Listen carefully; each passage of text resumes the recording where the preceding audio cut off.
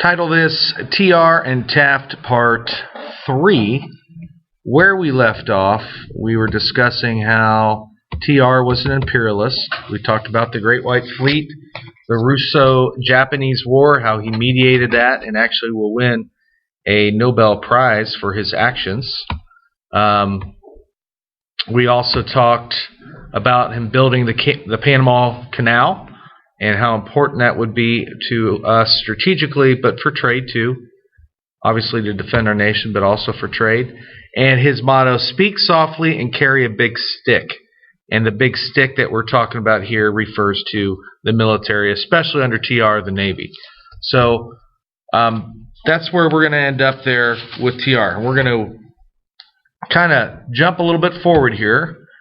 And there's some pictures of TR digging the Panama Canal. This refers to the yellow fever because we lost so many men in building the canal. So now we'll jump to William Howard Taft.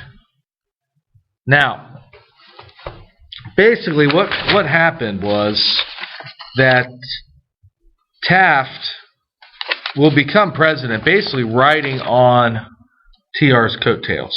Okay, TR technically could have run for another term because remember he inherited McKinley's term, then he'll win one himself, and then he could have ran for another term, but he chose not to. Because it was almost 8 years, he felt, in following George Washington's tradition, felt that was long enough. And we're going to see that's actually TR is going to regret that decision. But TR basically tapped Taft on his shoulder and said that you're the next guy. And TR was powerful enough and popular enough that people were going to listen to him. Okay, so let's talk a little bit about Taft's early life here. Okay, born Cincinnati, Ohio, another Ohio president. He'll be our 6th president for Ohio. We call him the Big Lub. Okay, he was born a big old baby. Okay, born fat and happy. Some called him Willie. Some of his friends called him Bill. Also called Lubber because of his size. He attended Woodrow High School, ranked 2nd in his class. When he was ranked 5th, his father got on him and told him he needed to do better. He will actually go to Yale. Okay, Yale, another Ivy League school, great, wonderful Ivy League school, and he will go there. And then he will go on to Cincinnati Law School. Okay, he'll become a lawyer in 1880.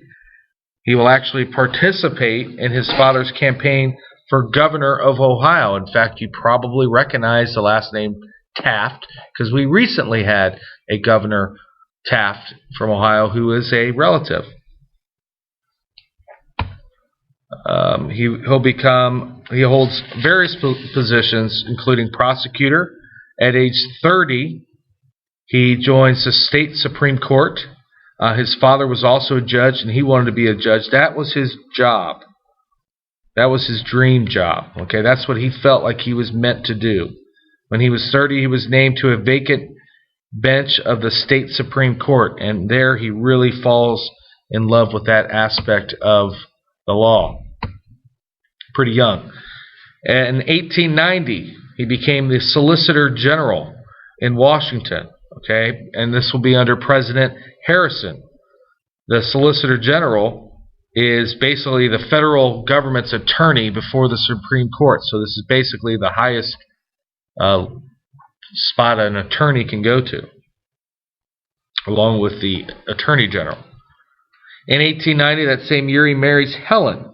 Helen was very ambitious. Helen wanted to be First Lady. That was her goal.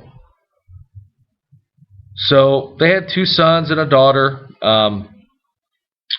She liked the political life. She liked being in the limelight. Wanted to be, like I said, wanted to be the First Lady. And really was the one that really talked him into running when TR tapped him on the shoulder. So she's really pushing for that. But that decision is going to come. You have to watch what Helen does in some other instances to try to push this along. including this one right here. 1891, he becomes a circuit judge back in Ohio. Helen was upset about this because it takes him out of the limelight and takes him out of Washington, D.C. She didn't want him to go. But he, once again, getting back to his love of being a judge, this is what he wanted to do.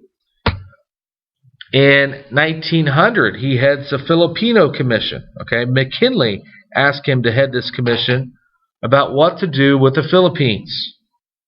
What is the best course of action with the Philippines after we gain them as a result of the Spanish-American War? They want their own independence. We're not giving it to them. So, what should be done here? And Taft actually says before independence can be granted, they need to be taught self-government. So that's going to be what he's going to do in his next job. He will actually be governor of the Philippines in 1901. And he doesn't want to leave the circuit judge, but McKinley makes the ultimate promise. If you become the governor of the Philippines, I will promise you a Supreme Court seat. Remember, the President of the United States appoints these men to the Supreme Court. So basically, he gets promised a seat on the Supreme Court, and that is his ultimate goal. That is his dream job, to be a Supreme Court judge. So obviously, he becomes governor. He was worried about the poor farmers. He really takes it to heart. He does a great job. Tried to provide land for them, built roads and schools to improve the country, really took to heart what his job was supposed to be. In 1901, that same year, a Supreme Court seat opens up, and he gets offered that seat. So here's his dream job, and this gives you an idea of what kind of man Taft was. So now he could take his dream job, but he refuses the offer, because he did not feel his job in the Philippines was done yet. Not many people would do that, okay? But that's what he did, and that's how he was. So he knows that he'll eventually get it, and that promise is still there, but he misses out on that first shot. In 1904, he becomes the Secretary of War under Teddy Roosevelt. Okay, now he can be back in Washington, which keeps Helen happy, and still oversee the Philippines at the same time. So you can see that love for the Philippines, for that job that he wanted to complete there. And then in 1908, as I said, Taft and TR were very close friends. TR gets Taft nominated for president. He really doesn't want to do this. He wants to be a Chief Justice. But once again, Helen and TR talk him into it. And basically, and I'm not saying that Taft wasn't suited for this, but TR was so popular, I mean, he just kind of rode his coattails in there. So he becomes president in 1901. He will also be the first president to open a baseball game with the first pitch. Okay, and that is still done today. That happened in a game between Washington and Philadelphia in 1910. We talk about how his size. He was about 6'2" and weighed between 330 and 350. Okay, and once even got stuck in the presidential bathtub, and they had to order a new one that was customized big enough to fit his large self in there. So kind of a funny little thought there, get stuck in the bathtub. Big lub. He was a big lub, got stuck in a bathtub. That rhymes. Make a song out of that.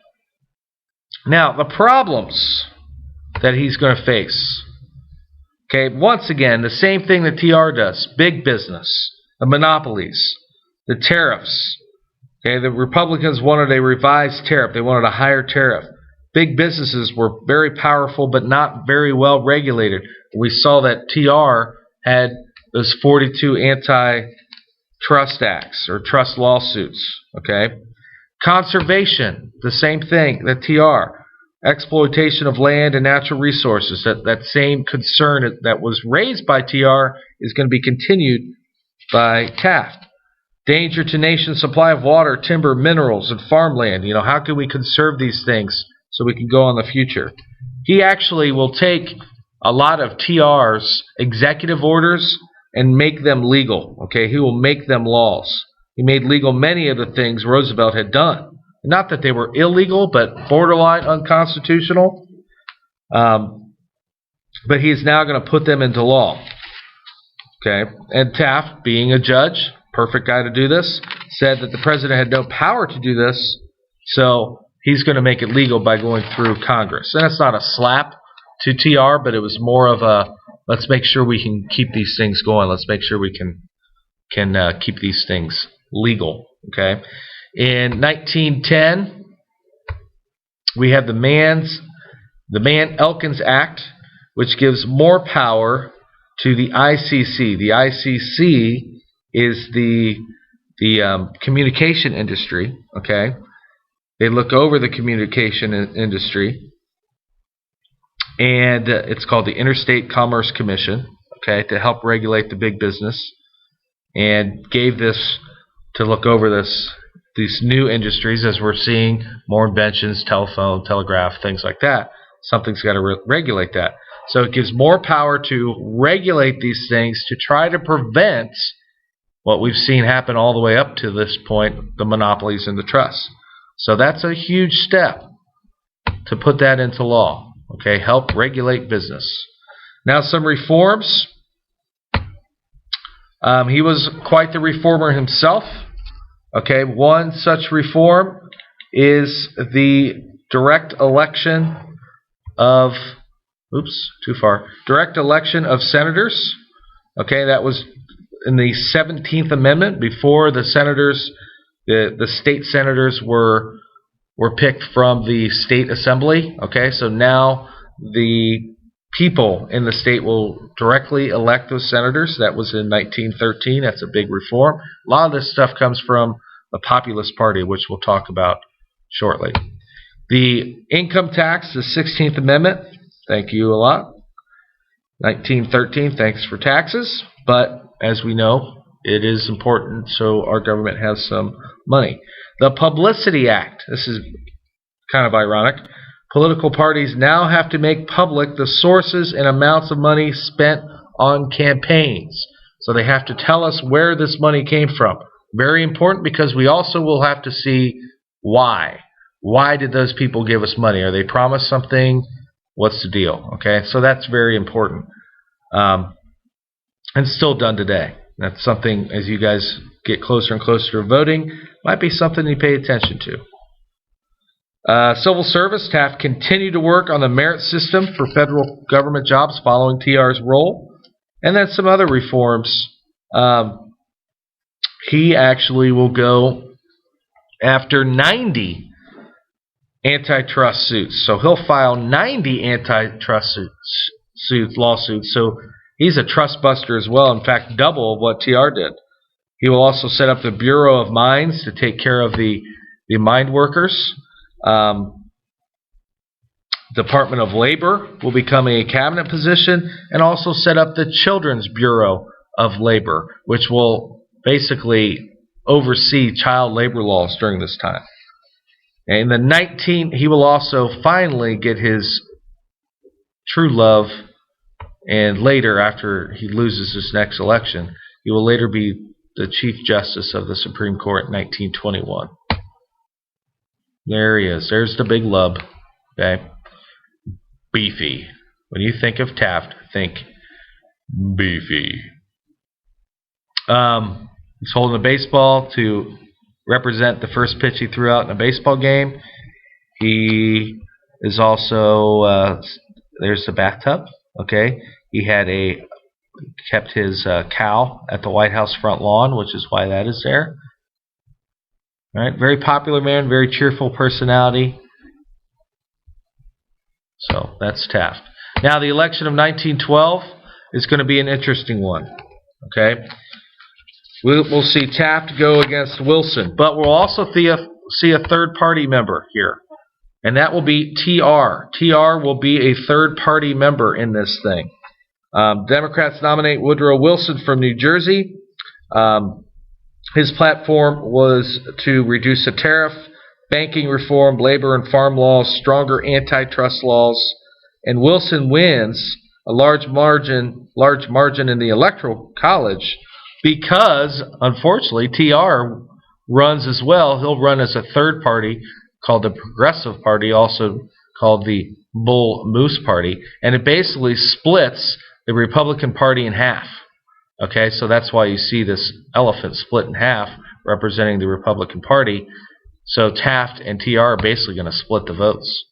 Okay, and here's how it goes. There's the popular vote you can see is pretty split in half between TR and Taft, and then Woodrow Wilson takes the rest. So, not that Woodrow Wilson didn't deserve it, but that obviously didn't help. Okay, that's why a third party is sometimes scary in politics. TR also survives an assassination attempt during one of his speeches. Kind of a little side note. He had a 50-page speech in his pocket, and a man named John Schrank, who would actually be committed to a mental institution, actually shot TR right in the chest, and his speech actually saved his life. I thought I had a picture in here of the speech. Apparently not. But his speech will actually save his life, and it stops the bullet. And TR continues that speech anyway with blood stains and everything. He was fine. Barely scratched him. So Taft, as I said before, will go on to be the Chief Justice in 1921, becomes the first president to become Chief Justice of the Supreme Court. That is his dream job, and he'll look back on those last 10 years of his life as the happiest of his lifetime. That is all. Stay classy, Vandalia.